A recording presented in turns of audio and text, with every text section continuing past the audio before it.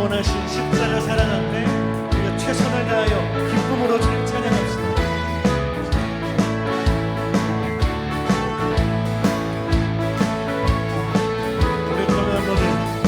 오랫동안 모든 죄 가운데 빠져 더럽기가 하였던 우리를 아무 공로 없이 구원함을 얻어 하나님의 자녀.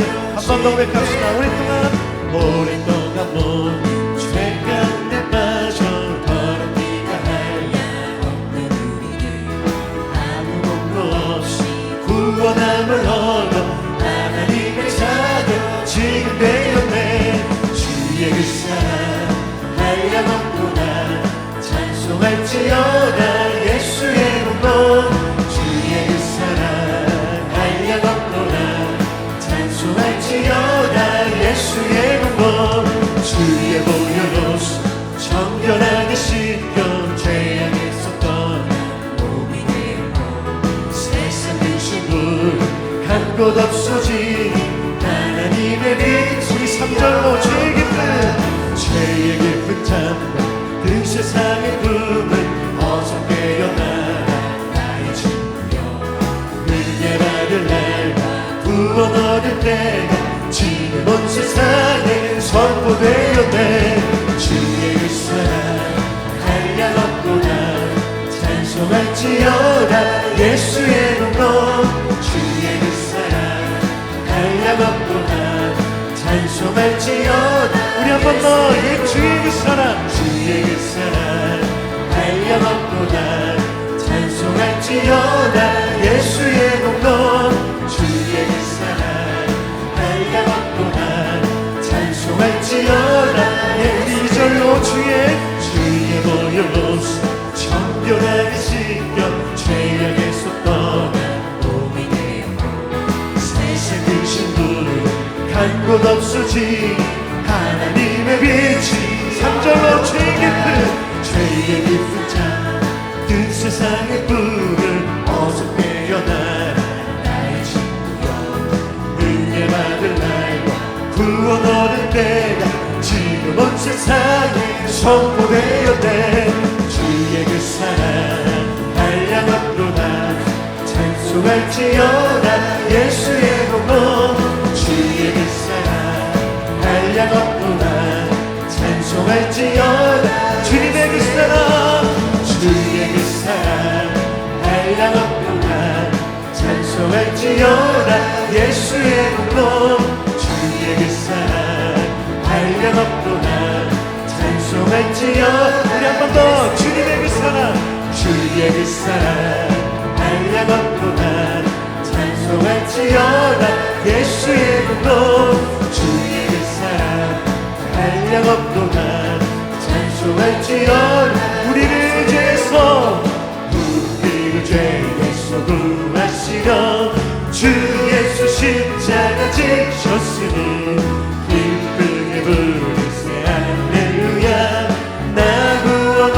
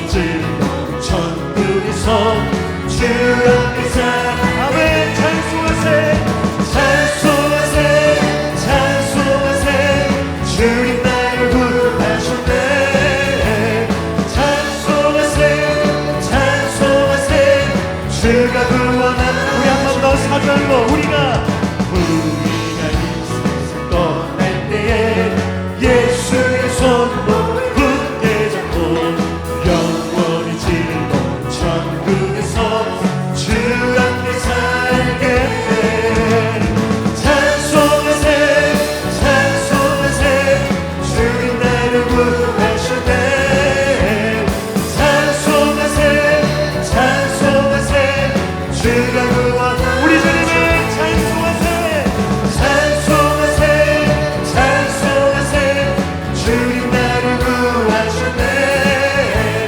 찬송하세 찬송하세 주가 구원한 한 번 더 찬송하세 찬송하세 찬송하세 주님 나를 구하셨네. 찬송하세 찬송하세 주가 구원한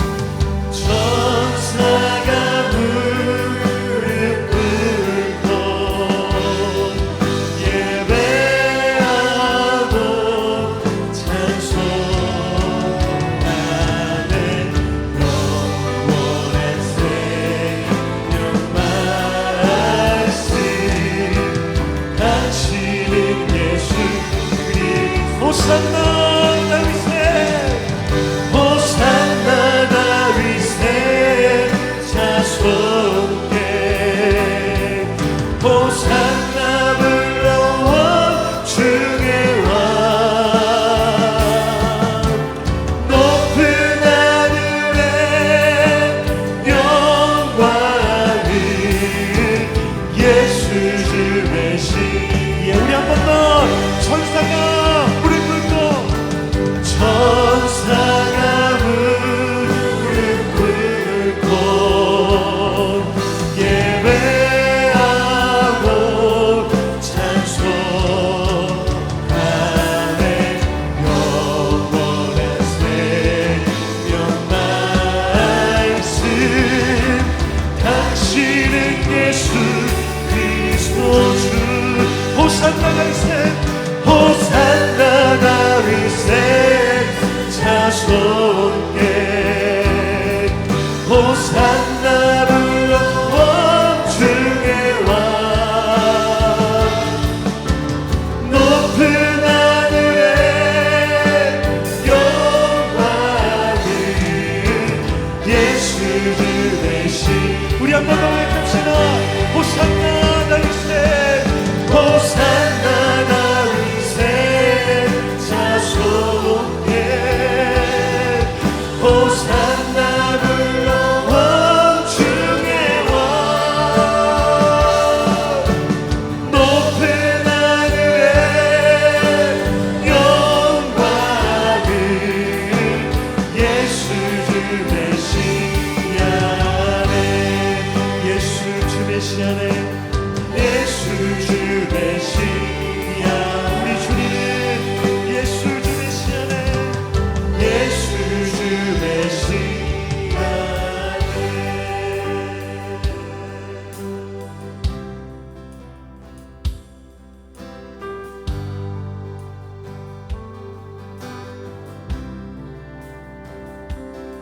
수많은 무리들 주지어 그분을 보기 위해 따르는 평범한 목수이신 그분 앞에 모든 무릎이 꿇어 경배하네. 모든 문제들 하나하나 주님까지도 힘을 잃고 생명의 근원 되신 예수 이름 앞에 모든 권세를 굴복하네.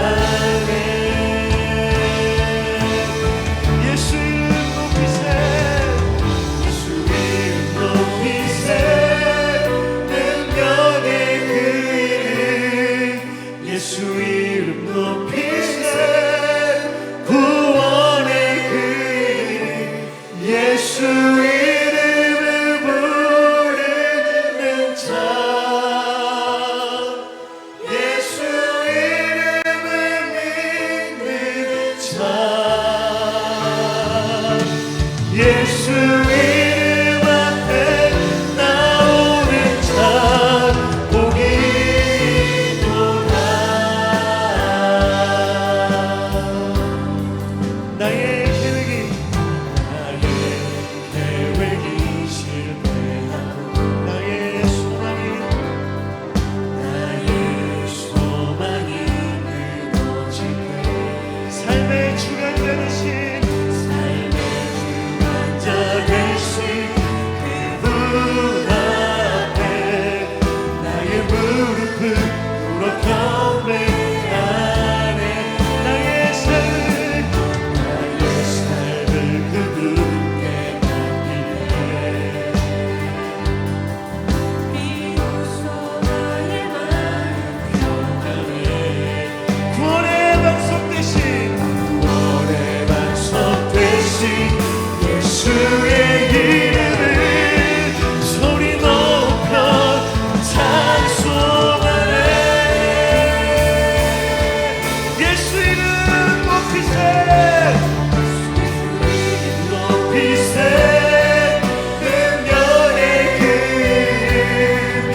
예수 이름 높이세 구원의 그 이름 예수 이름을 부르는 자 예수 이름을 믿는 자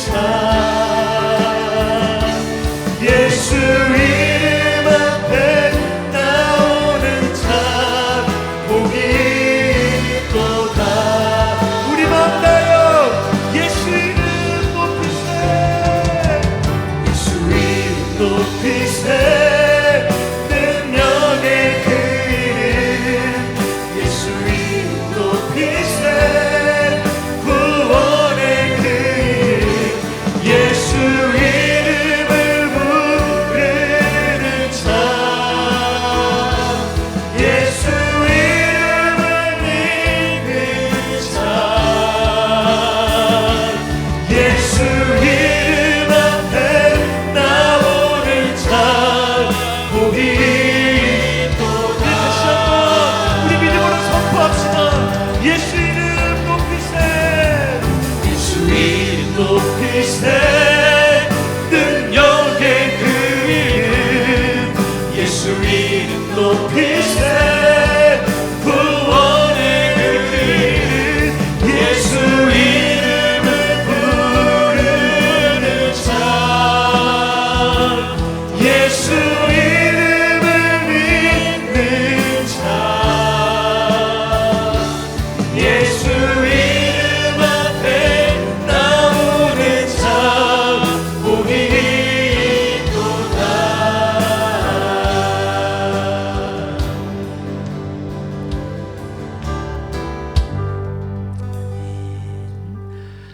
예수님의 이름은 능력이고 예수님의 이름은 구원인 줄로 믿습니다.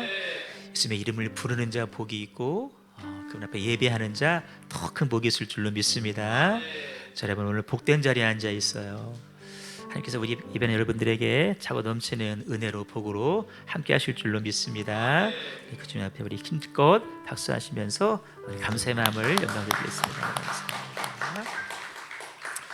자, 오늘도 말씀 듣기에 앞서서 선포할 건데요. 오늘은 악하고 더러운 습관, 게으름에 대한 명령 선포하도록 하겠습니다.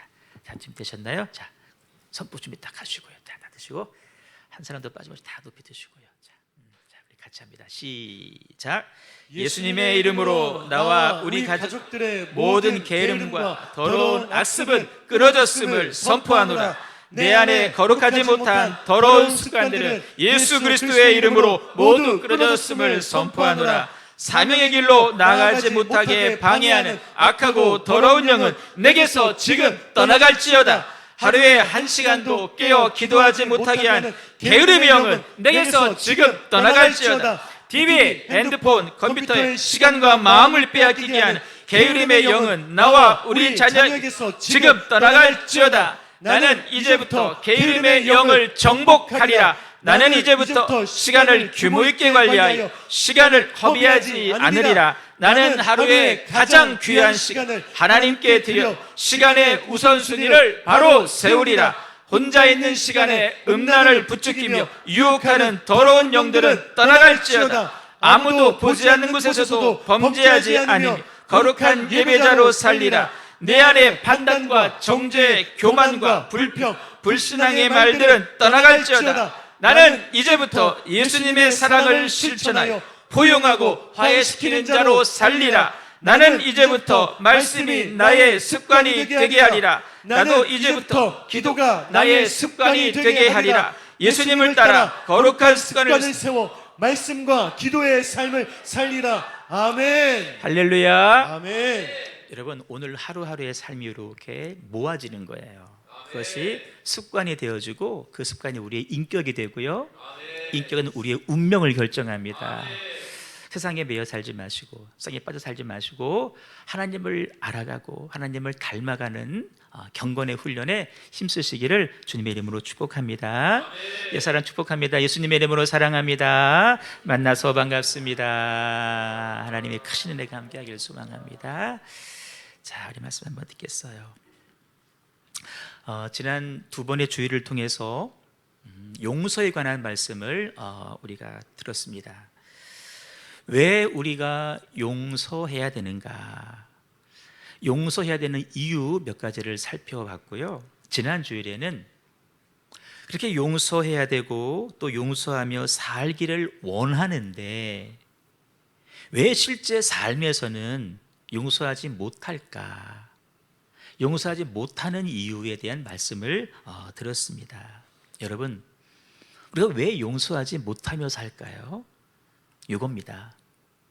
내가 용서받은 사람임을 온전하게 믿지 못하기 때문입니다. 내가 주인으로부터 내가 도무지 갚을 수 없는 그 어마어마한 1만 달란트의 빚을 탕감받았거든요. 그런데 속으로는 에이 설마 누가 그 큰 빚을 탕감해줘? 아닐 거야. 용서받은 사실을 믿지 못하니까 자기에게 겨우 100데나리온 빚진 사람을 막 때리고 감옥에 가두는 거예요. 우리는 중요한 결론 하나 내릴 수 있습니다. 우리가 용서의 삶을 살아내려면 나부터 내가 지은 죄에 대해서 완전하게 용서받았다. 이 사실 분명하게 믿어야 될 줄로 믿습니다. 자, 그런데요, 나는 용서받은 사람이다 라는 사실이 솔직하게 잘 안 믿어져요. 여러분들은 어떠세요? 내가 죄인이었는데 그 죄를 내가 용서 정말 받았나? 분명히 믿어지시나요? 성경은 자꾸 말씀하시거든요. 죄 용서 받았어. 근데 우리는 그렇게 믿어지지가 않아요. 왜 안 믿어질까? 이런 이유 때문에 그래요. 우리가 하나님의 용서를요 오해하고 있기 때문에 그래요. 우리가 하나님의 용서를 오해하고 있어요. 하나님의 용서를 내가 오해한다. 여러분, 이 말이 무슨 말일까요? 우리가 죄 용서를 말할 때 흔히 생각하기는요, 지은 죄로 인해서 내 영혼이 지옥 가지 않는다 믿어요. 그런데 더 나아가서 육신을 포함한 내 주변의 환경까지도 아무런 영향을 받지 않는다라고 우리가 생각을 합니다. 여러분, 잘못된 생각입니다. 우리 영혼이 그리스도의 피로 용서를 받았기 때문에 지옥에 가지 않습니다. 영원한 형벌에 처해지지는 않습니다. 왜? 용서받았기 때문에. 하지만 죄의 결과로 인해서 파생되는 부분에 대해서는 우리가 감당을 하셔야 돼요. 사실 이런 부분 다른 교회에서 여러분 이야기하지 않는 부분입니다. 왜냐하면 성도들이 받아들이지 못하기 때문에 안 하는 거예요. 하지만 저는 말씀드리고 싶어서 용기를 내어서 말씀을 드립니다. 이해를 돕기 위해서 우리 지난주에 말씀 확인하셨는데, 너의 죄를 기억하지 않겠다. 동이서에서 먼 것처럼 우리 죄가를 멀리 옮기셨다. 우리의 죄를 등 뒤로 옮기셨다. 이런 하나님의 용서에 대한 선언은 무엇에 대한 선언이냐면 영원한 형벌로부터의 용서입니다. 다시 말하면 지옥까지 않게 하겠다. 여러분, 죄는 우리 영혼을 사망으로, 다시 말하면 지옥으로 이끌어 가는데 우리 영혼이 지옥 가지 않게끔 막으셨다는 거예요. 영혼을 향한 죄 용서의 선언이에요. 하지만 우리 육신은 어때요? 여러분, 불편할지 모르지만 지은 죄에 대한 대가는 우리가 겪습니다. 겪어야 돼요. 지은 죄에 대해 육신이 받을 대가는 뭘까? 아담과 하와를 제가 예를 들어 설명을 드릴게요. 선악과를 따먹지 말라는 말씀 하나님 하셨거든요. 아담과 하와가 그 말씀을 어겼습니다. 하나님 말씀을 어겼으니 그것은 죄였어요. 하지만 하나님이 그들의 죄를 덮으셨어요. 용서해 주셨어요. 그 증거가 뭔지 아세요? 가죽옷을 지어서 입혀 주셨어요. 하지만 아담과 하와의 육신은 어때요? 죄 짓기 이전처럼 여전히 동산 안에 살면서 모든 실과를 제한 없이 다 따먹을 수 있었나요? 아니에요. 용서는 받았지만 그들의 육신은 동산 밖으로 쫓겨나야 됐습니다. 아담은 열심히 일을 해야만이 먹을 수 있었는데요, 열심히 일을 했지만 가시덤불이 꼈고 엉겅퀴가 꼈어요. 하와는 출산의 고통을 경험해야만 됐습니다. 잘 기억하세요. 지은 죄에 대해서 용서는 받았지만 죄의 결과는 받아야 했다는 거예요. 이게 성경이 말씀하시는 죄 용서에 대한 선언인데, 오늘 우리는 이렇게 생각을 해요. 우리 영혼이 천국 가는 데에 아무 지장 없는 것은 물론이고 육신까지 아무 일 없는 것을 원하고 또 그렇게 될 줄 알고 있어요. 물론 하나님께서 때에 따라서 죄의 결과까지 제거해 주실 수도 있어요. 하지만 그것은 하나님의 특별한 은혜입니다. 일반적으로는 죄의 결과를 맛보게 하십니다. 왜 그러실까요? 그렇게 하심으로써 또 다른 죄를 짓지 못하게 막으시는 거예요. 우린 이 사실을 오해하지요. 그래서 회개하기만 하면 어차피 다 용서하실 텐데, 회개하면 어차피 또 용서하실 텐데, 그래서 우리는 너무나 쉽게 죄를 지어요. 가끔 뉴스에 보시면 그 사춘기 중학생, 고등학생들이 막 큰 죄를 범하잖아요. 그들 마음속에 아시죠? 우리는 촉법 소년이야. 우리 잡혀도 어차피 우리 구속 안 돼. 풀려나. 그러니까 마음껏 죄를 짓는 거예요. 그런 마음이 우리 속에도 있다는 거죠. 여러분, 이것은 하나님의 은혜를 오해하는 것이고 남용하는 것입니다. 그런 사람들에게 아니에요, 영혼의 영원한 형벌은 막아주시지만 죄의 결과는 우리가 감당하셔야 돼요 라고 말하면 그게 무슨 완전한 용서냐고. 그래서 하나님의 완전한 용서를 믿지를 않아요. 결론적으로 우리가 완전한 하나님의 용서에 대해 믿지 못하는 이유는 하나님의 용서하심에 대해서 우리가 일정 부분 오해하고 있기 때문이에요. 또 한 가지 하나님의 완전한 용서를 체험하지 못하는 이유는 나 스스로 죄책감을 느끼는 것이 마땅하다고 생각하기 때문입니다. 죄 지은 내가 최소한의 죄책감 정도는 갖고 사는 것이 마땅하지 않느냐, 우리 생각이에요. 여러분, 돌아온 탕자가 그랬어요. 나는 아버지의 아들이라 일컬음을 받지 못할 것입니다. 나는 자격이 없는 사람입니다. 나는 여러 품꾼 중에 한 명에 불과합니다. 그 모습이 오늘 우리 안에도 덜어 있다는 거예요. 세상 윤리 도덕적 관점으로 보면 이게 맞는 이야기일지도 모릅니다. 하지만 완전한 용서를 허락하신 하나님의 관점에서 보면 여러분, 그것은 일종의 교만입니다. 여러분, 왜 자책감을 갖는 것을 세상에서는 인정하는데 하나님은 교만이라고 말씀하실까? 이에 대해서 여러분 아실 것 같은 유명한 C.S. 루이스 영성가가 이렇게 말을 했어요. 하나님의 완전한 용서를 바라지도 믿지도 않는 것은 나 스스로 하나님 위에 서 있는 재판관이 되려고 하는 교만한 마음 때문이다. 하나님 하신 용서의 선언을 나는 믿지 못하겠다라고, 아니 하나님 주신 용서를 나는 기대하지도 않겠다고. 하나님은 용서를 말씀하시는데 나는 그게 아니라는 거예요. 못 믿겠다는 거예요. 아니, 안 믿겠다는 거예요. 왜 그런지 아세요? 내가 하나님보다 위에 있다고 생각하기 때문에 그렇습니다. 성경은 교만을 가장 큰 죄로 말하는데, 교만이 뭔지 아시죠? 나를 높이는 거예요. 나를 높이되 어디까지? 하나님의 자리에까지 나를 높이는 거예요. 그래서 하나님의 자리를 내가 차지하는 거예요. 하나님을 밀어내고. 이게 자기 신격화, 나를 신으로 믿는 거예요. 나를 높였으니까 하나님의 그 용서에 대한 선은 믿을 수 없는 거예요. 왜? 내가 용서하지 못하니까. 내가 못하니까 하나님도 용서하지 않을 걸로 알고 그 말씀을 내가 받아들이지를 않는 거예요. 이게 바로 교만이죠. 여러분, 교만은요 모든 죄의 뿌리입니다.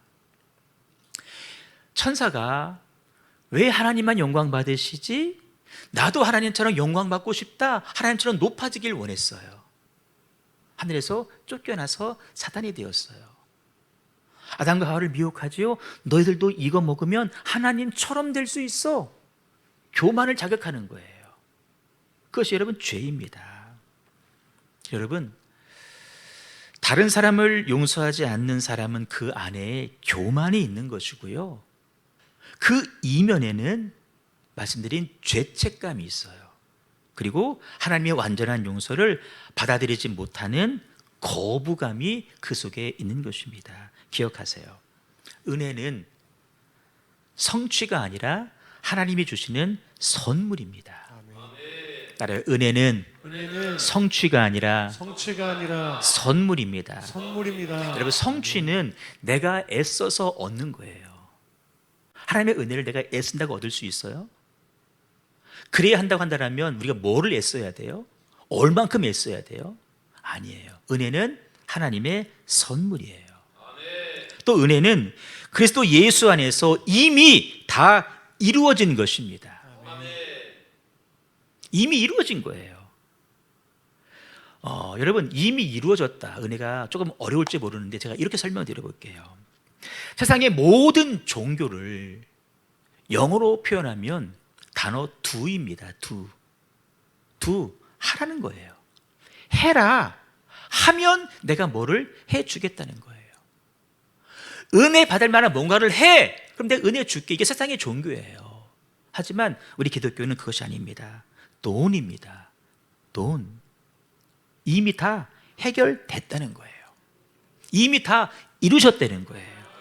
누가요? 예수님께서. 언제요? 2000년 전에. 어디에서요? 십자가에서. 노래했잖아요. 십자가에서 이루신 모든 약속 우리가 누리고 하네. 막 급히 만드시는 게 아니에요. 이미 이뤄 놓으신 것을 우리에게 선물로 주시는 거예요. 그게 은혜예요. 예수 그리스도께서 십자가에서 다 이루신 것을 믿음으로 받아들이는 것입니다. 그래서 여러분, 십자가의 은혜는 이렇게도 표현합니다. 보험이 아니에요. 여러분, 보험, 내가 지불한 내 돈으로 나중에 보상을 받아요. 그러나 은혜는 내가 지불하지 않았음에도 불구하고 믿는 자에게 거저 주시는 하나님의 선물입니다. 누가 지불했어요? 우리가? 아니에요. 하나님이 지불하셨어요. 뭘로? 아들 예수의 생명으로 지불하셨어요. 그래서 은혜는 보험이 아닙니다. 은혜는 확신이고, 확신한 것을 내가 받아들이는 것입니다. 인슈런스와 어슈런스의 차이예요. 다른 사람을 용서하지 않는 사람들은 흔히 이렇게 말을 합니다.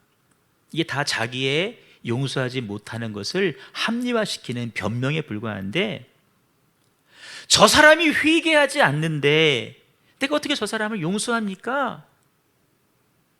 내가 용서하기 전에 조건이 있다는 거예요. 저 사람이 회개하면 용서해 주게. 혹은요, 내가 용서하는 것은 저 사람의 잘못을 방임하고 묵인하는 것 아닙니까? 라고 이렇게 이야기를 해요. 여러분, 절대 그렇지 않습니다.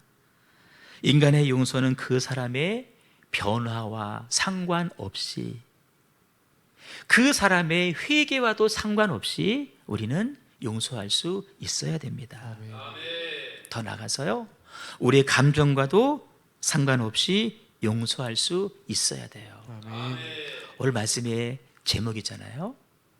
내 감정과 상관없이 우리는 용서할 수 있습니다. 용서하지 못하는 두 가지 이유 말씀드렸어요. 그 사람이 변하지 않아서, 그 사람이 회개하지 않아서 나 용서 못하겠어요. 또 하나는 나에게 있어요. 내가 용서하기로 결단은 했지만 그러나 마음으로 용서가 안 되기 때문에 나 용서 못합니다. 이렇게 말을 해요. 이 중에서 두 번째, 마음으로 용서하지 못함에 대한 말씀을 좀 나누고 싶은데요. 여러분, 용서에는 결단의 용서가 있고 감정의 용서가 있다라고 말합니다. 따라요. 결단의 용서, 결단의 용서, 감정의 용서. 감정의 용서. 우리는 방금 말씀드린 대로 결단의 용서는 돼요. 평소에는 잘 안 되다가도 말씀 듣고 은혜 받으면 그래 용서해야지 결단을 합니다. 그런데 막상 용서를 하려고 하면 이 마음에서 감정이 허락하지를 않는 거예요. 뭐의 문제다? 감정이 해결되지 않아서 그렇다. 이게 우리 한계예요. 근데 여러분, 이 결단의 용서와 감정의 용서가 한 번에 되시는 분이 계십니다. 바로 예수님이십니다. 왜 그러실까? 간단하죠. 이유는 예수님은 죄가 없는 분이기 때문에 그렇습니다. 그런 관점으로 보면 우리는 다 죄인이잖아요. 죄인이어서 결단은 해요. 그런데 이 감정의 선을 넘지를 못하는 거예요. 하지만 저와 여러분도 결단의 용서와 감정의 용서가 하나로 될 수가 있어요. 언제일까? 오늘 본문을 통해서 그 방법을 확인해 보고 싶어요. 본문이 속한 요한복음 21장을 우리가 대할 때마다 예수님께서 베드로에게 사명을 부여해 주시는 장면으로 우리가 알고 있습니다. 내 양을 먹여라, 내 양을 쳐라.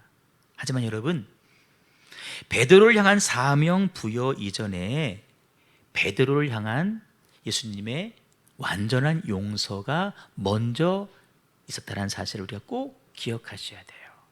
그리고 그 용서 이후에 사명이 주어져요. 그러면 사명은 누구에게 주어지느냐 알 수 있죠. 내가 죄인임을 깨닫고 용서받을 수 없는 죄에 대해서 용서받았음을 아는 사람에게 사명이 주어지는 거예요. 자, 본문의 배경입니다.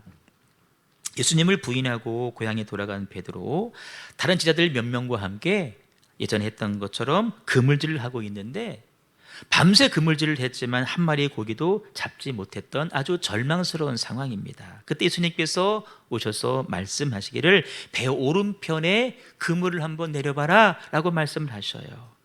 그들이 순종하죠. 그랬더니 물고기가 많이 잡혔습니다. 그 사이에 예수님께서는 뭐 하고 계셨느냐 하면 숯불을 피워서 생선과 떡을 구우시면서 베드로를 기다리고 계셨습니다. 얼마 시간이 흘렀어요. 베드로와 일행이 육지에 올라왔는데 육지에 올라온 베드로의 눈에 가장 먼저 들어오는 것이 무엇이었을까요? 먹음직한 떡과 생선이었을까요? 아닙니다. 예수님이 피워놓으신 숯불을 먼저 보았을 겁니다. 그리고 그 숯불을 보는 순간 베드로의 가슴은 한순간에 무너져 내렸을 것입니다. 왜 그럴까요?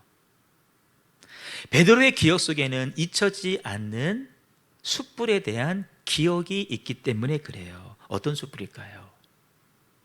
바로 며칠 전입니다. 대제사장의 뜰에서 봤던 숯불입니다. 그 자리는 베드로의 인생 가운데에서 가장 지우고 싶은 순간입니다. 가장 기억하고 싶지 않은 자리입니다. 왜냐하면 예수님 말씀하셨던 대로 3번 예수님을 부인했던 자리이기 때문에 그렇습니다. 베드로가 예수님을 부인할 때의 모습을 성경은 이렇게 말씀해 주고 있습니다. 추운 고로 종과 아랫사람이 불을 피워서 서서 쬐고 베드로도 함께 서서 쬐고 있더라. 그날이 추운 날이었습니다. 베드로는 너무 추운 나머지 사람들과 함께 어울려서 손을 녹이면서 마음으로 예수님이 어떻게 되시는가 기다리는 거예요.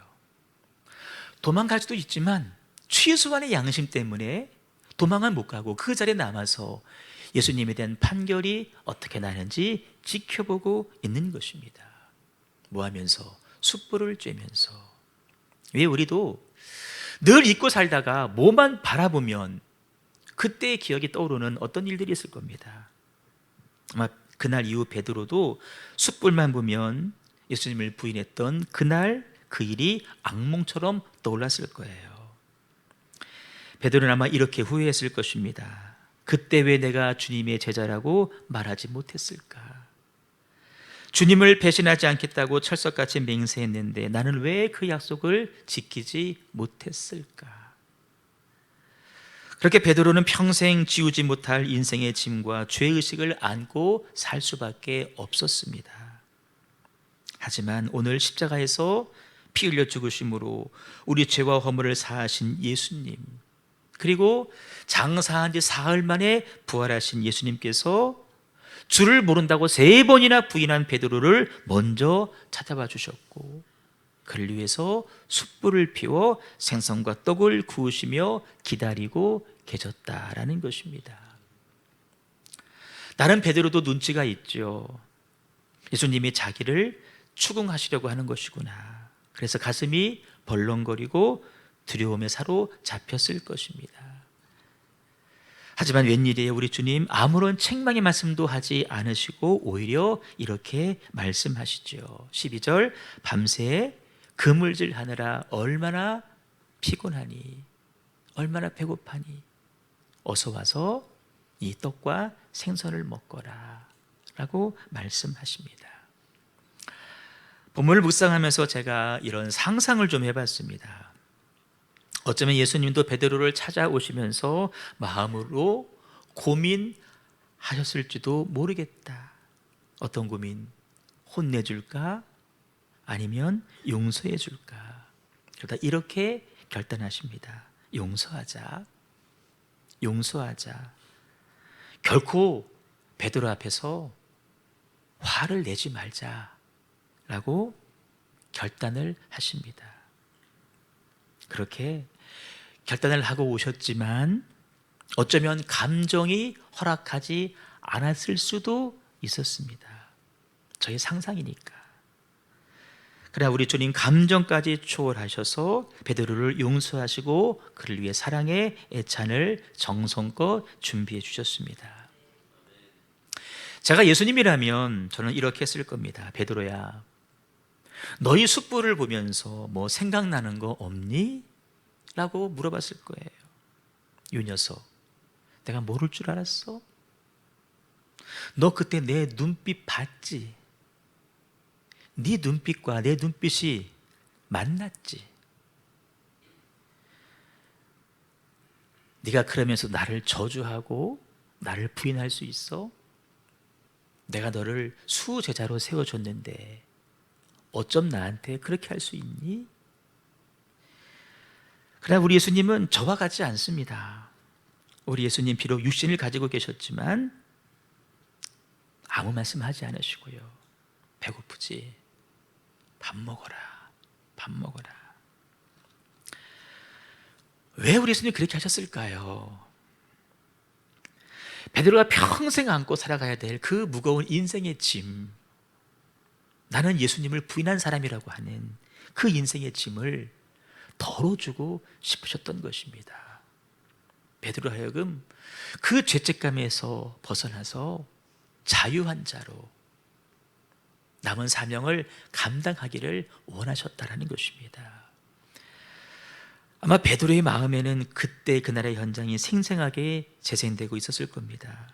동시에 정말 돌이킬 수 없는 자기 과거에 대해서 자기의 죄를 고백하고 용서를 빌고 싶었을 겁니다. 통곡하면서 예수님 한 번만 용서해 주세요. 내가 다시 시작하겠습니다. 이 말을 예수님에게 하고 싶었을 거예요. 그러나 주님은 너무나 편안한 모습으로 마치 아무 일 없었다는 듯이 손수 준비하신 음식을 덜어주시면서 이거 먹어라, 이거 먹어라. 여러분, 세상에 이보다 더 큰 용서가 어디 있을까요? 우리 돌아온 탕자의 비유 잘 아시잖아요. 둘째 아들은 나는 아버지의 아들이라고 말할 자격도 안 돼. 나는 여러 품꾼 중에 한 명이야. 아버지 밑에서 일이나 하고 주는 밥이나 먹고 살자. 그런 마음으로 왔어요. 거기에 더해서 내가 그래도 아버지 만나면 내가 용서를 구해야지, 잘못했습니다, 용서해 주세요, 이 말을 해야지 하고 속으로 손이 되뇌이면서 연습하면서 아버지 앞에 왔을 거예요. 그 마음이 얼마나 힘들겠어요? 아버지는 그 아들의 마음을 알아요. 그래서 그 아픔조차도 아들이 경험하지 않게끔 하기 위해서 어떻게 하신 줄 아시죠? 아들을 보자마자 끌어안고 입을 맞춥니다. 아들은 그 말을 하고 싶었을 거예요. 근데 힘들어요. 하지만 그 말조차도 하지 못하게 아들의 그 힘겨움을 덜어주기 위해서 아버지는 입을 맞춰버리시는 거예요. 오늘 성경은 우리더러 예수님의 용서를 배우라고 말씀하시고요, 예수처럼 화해를 이루라고 말씀을 하십니다. 용서해야지 마음만 먹지 말고 실제 삶에서, 가정에서, 교회에서 용서의 삶을 살아라 라고 말씀을 하십니다. 여러분, 그렇게 말씀하시는 이유가 뭘까요? 우리도 그렇게 할 수 있다는 거예요. 할 수 있어서 말씀하시는 거예요. 할 수 없으면 말씀하시지도 않아요. 여러분, 우리도 언제 그게 가능할까요? 언제 우리도 이 결단의 용서를 넘어서서 감정의 용서까지 할 수 있을까요? 예수 그리스도의 십자가의 사랑이 나를 용서했다 라는 사실을 내가 분명하게 깨달을 때 우리도 감정의 용서와 결단의 용서가 동시에 나올 수 있습니다. 이 일이 있은 후 베드로는 여러분 어떤 삶을 살았는지 아시죠? 그 용서의 힘으로 자기를 용서해 주신 예수님의 복음을 전하는 일에 그의 남은 일생을 다 바치게 됩니다. 훗날 베드로도 순교의 삶으로, 순교로 삶을 마치게 되는데요, 베드로를 죽이려는 사람들이 십자가에 매달았습니다. 죽이려고. 베드로 이렇게 말하죠. 아니라고. 내가 어찌 예수님처럼 십자가에 똑바로 매달려 죽을 수 있냐고. 나 거꾸로 매달으라고.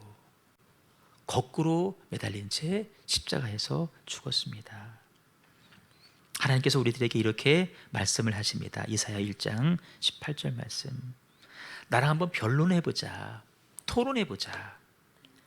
너희의 죄가 주홍 같을지라도 눈과 같이 희어질 것이고 진홍같이 붉을지라도 양털같이 희게 될 것이다. 주님의 용서의 선언입니다. 여러분, 이 용서에 대한 확신이 오늘 죄 가운데 신음하는 우리들에게 참된 회복과 참된 안식과 참된 평화와 참된 소망을 가져다 줄 줄로 믿습니다. 네, 여러분, 이런 회복이 우리에게는 엄청난 은혜죠. 은혜예요. 그런데 하나님 편에서는요, 이 은혜를 주시기 위해서 엄청난 희생을 감수하셨다는 거예요. 어떤 희생이에요? 독생자 아들 예수를 이 땅에 내어주시고 그를 십자가에서 죽이기까지 하시는 희생을 감수하셨어요. 하나님의 그 마음 아프심, 그 예수님의 고통과 절규, 신음소리를 듣는 그 하나님의 그 마음 아프심, 예수님도 인내하셨고 하나님도 인내하셨어요. 그 희생이 있었기 때문에 우리들에게 이 은혜가 주어진 것입니다. 그렇다고 우리 하나님께서 내가 이런 희생을 했으니 너희들도 일정 부분 희생해라 라고 말씀하실까요? 그렇지 않아요. 우리 죄를 씻는 일에 있어 단 한 가지도 요구사항을 걸지 않으십니다. 다만 기대하시는 게 있어요. 너의 죄를 씻기 위해 십자가의 아들을 내어주신 하나님의 사랑을 우리가 알고, 그 사랑이 얼마나 큰지를 알고, 그 아버지 말씀에 순종해 십자가를 지신 예수님의 고통이 얼마나 큰지를 기억하고, 그 십자가의 희생으로 말미암아 우리의 죄가 사함받았음을 기억하고 죄 용서의 확신 가운데 오늘을 살라고 말씀을 하셔요. 그리고 마지막, 내가 너를 용서한 것처럼 너희도 용서하는 삶을 살거라. 하나님 이렇게 우리들에게 말씀하십니다. 이사야 44장 내가 내 허물을 빽빽한 구름같이 내 죄를 안개같이 없이 하였으니. 죄 용서의 선언이십니다. 여러분 함석헌 선생님 아시죠? 일찍이 예수님을 영접하신 분이십니다. 이분이 일본 동경사범학교를 나오셨거든요. 모교인 오산학교에서 교편을 잡으셨는데 학생들이 아마 그때는 의협심이 강했으니까 선생님 중에 어떤 사람이 친일 행동을 했나 봐요. 그 선생님 앞에 막 화가 나서 애들이 몰려와 선생님을 막 구타하기로 마음을 먹었어요. 교무실로 왔는데 다 도망가고 함석헌 선생님만 교무실에 남아 계신 거예요. 그 사실을 알았죠. 눈을 감고 고개를 숙이고 기도하십니다. 학생들은 아 저분이구나, 집단으로 선생님을 구타한 거예요.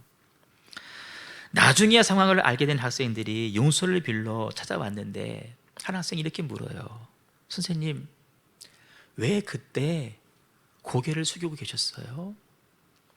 우리 선생님이 그 친일 행동을 한 그 선생님인 줄 알았어요 라고 말을 하는 거예요.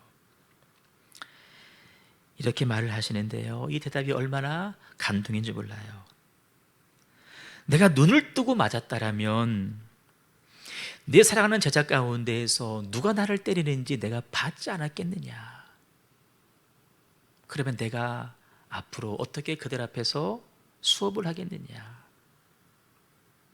너희들은 또 나를 어떻게 바라보겠느냐, 못 보지 않겠느냐.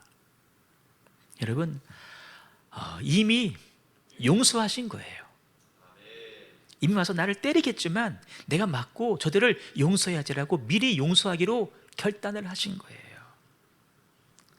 용서는 우리가 잘못하기 전부터 벌써 진행되었다라는 사실입니다. 베드로가 예수님을 부인하기 전부터 이미 예수님은 십자가를 지셨어요. 우리가 남을 용서하는 것도 이와 같아야 된다라고 말씀을 하십니다. 그가 하는 거 봐서요, 그 사람 하는 거 봐서요, 그 사람이 회개하면요, 그것이 우리의 용서의 전제 조건이 아니라는 것입니다. 더 나아가서 우리의 감정도 초월해서 용서하고 한 발 더 나가서 나는 미리 용서하기로 결단을 내리는 거예요. 지금은 그 사람이 죄 안 졌어, 잘못 안 했어, 하지만 앞으로 죄를 지을 수도 있는데 나는 그때도 그 사람의 죄를 용서하겠다라고 미리 용서하고는 거예요. 자녀들이 잘못할 경우 나는 미리 용서할 거야 결정하는 거예요. 남편이 잘못할 경우, 아내가 잘못할 경우 나는 미리 용서할 거야 결단하는 거예요. 성도는 목사가 잘못할 경우 용서하겠다고 미리 다짐하고 용서를 실천하는 거예요.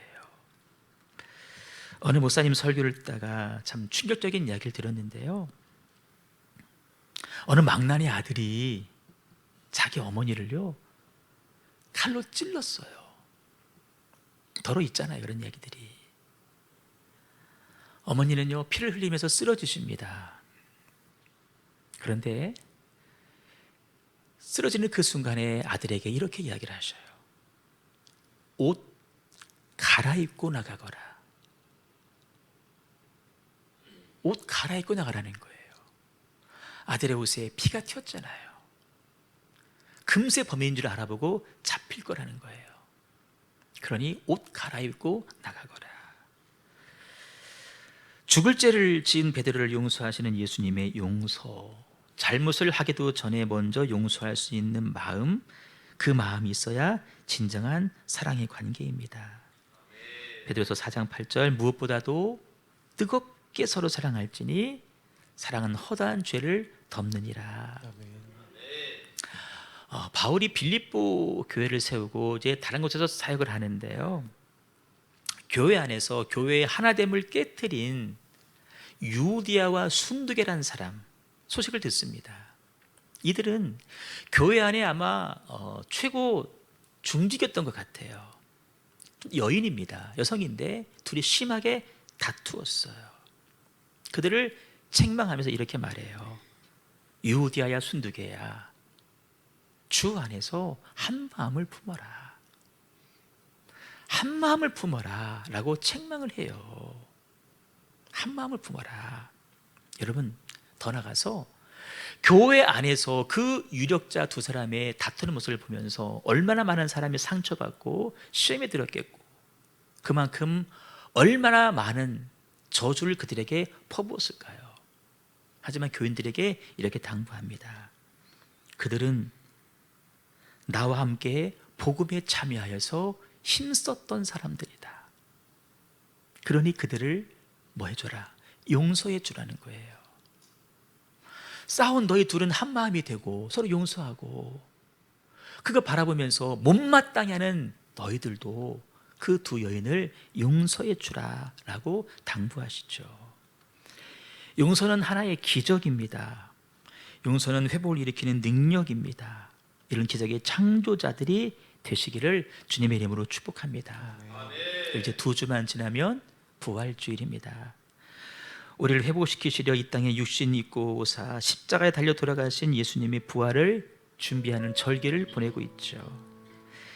다시 한번 내가 십자가의 사랑으로 용서받은 자임을 기억하셨으면 좋겠습니다. 용서하며 살기로 다짐하는 은혜가 있었으면 좋겠습니다. 결단의 용서를 넘으셔서 감정의 용서를 실천할 수 있기를 바라고, 하는 거 봐서의 용서가 아니라 미리 용서하기로 결단하는 은혜가 우리 모두에게 있기를 주님의 이름으로 축원합니다. 찬양 드리겠습니다. 모든 용서의 근원은 나는 죄인이고 그 허다한 죄가 예수님의 십자가 보혈의 피로 말미암아 씻김 받았다는 사실을 분명하게 믿을 때 가능한 것입니다. 이 찬양을 부르시면서 우리의 심령 가운데 예수님의 보혈이 강물을 이루고 파도를 쳐서 밀려올 수 있기를 바랍니다. 그래서 예수님처럼 우리도 결단을 넘어서서 감정까지 더 나가서 미리 용서할 수 있는 그런 삶이 되었으면 좋겠습니다. 마음의 소원을 가지고 찬양했으면 좋겠어요. 찬양하시죠.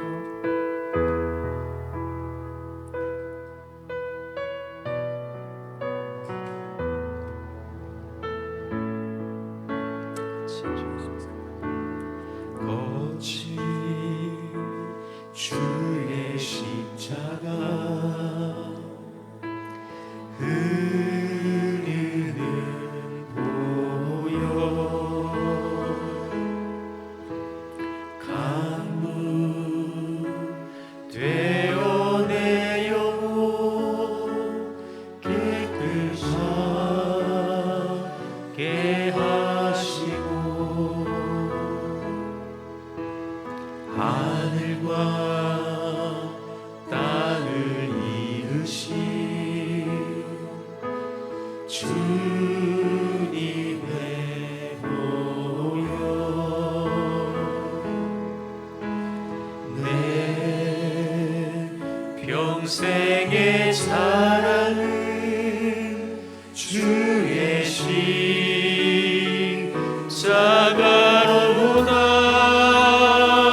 주의 보혈 흐르는데 믿고 뛰어나가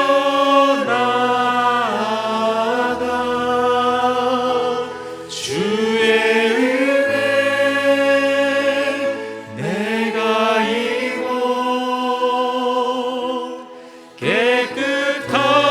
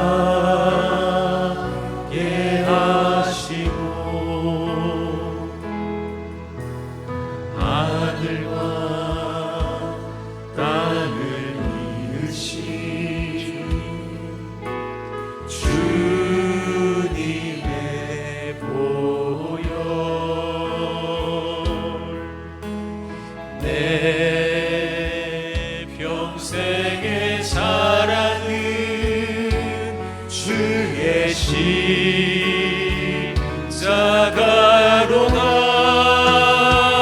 주의 보혈 흐르는데 믿고 뛰어나가. 주의 은혜 내가 입어 깨끗하게 되어. 주의 보혈 흐르는데 믿고 뛰어나가.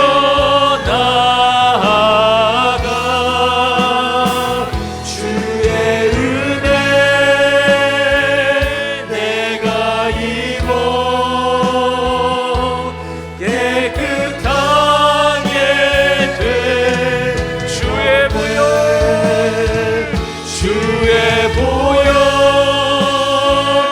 흐르는데 믿고 뛰어나가.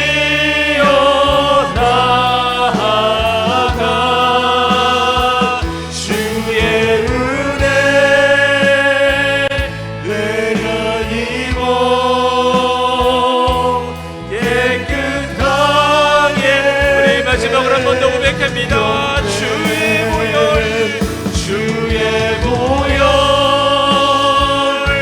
흐르는데 믿고 뛰어나가. 주의 은혜 내가 입어 깨끗하게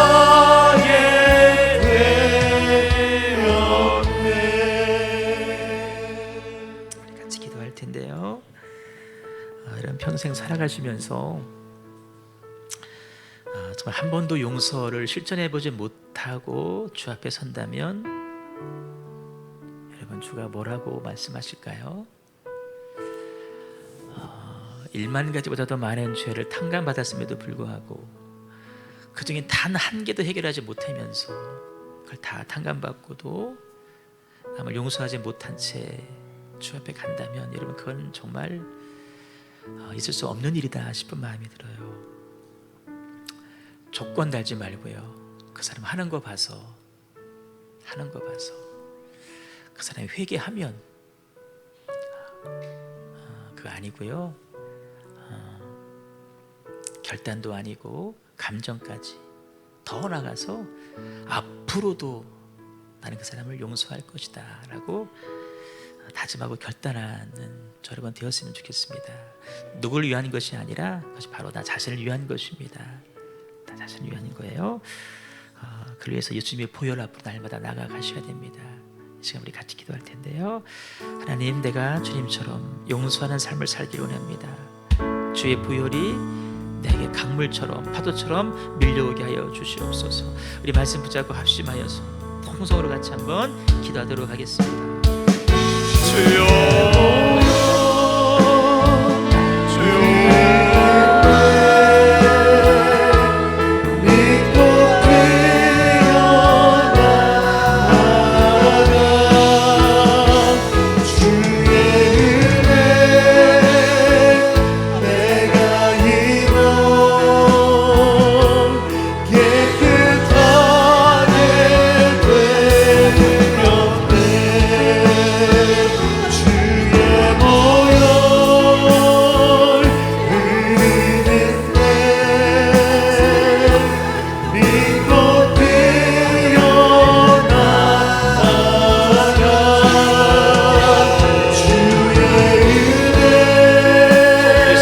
사람을 용서하고 내가 그 사람을 용서하고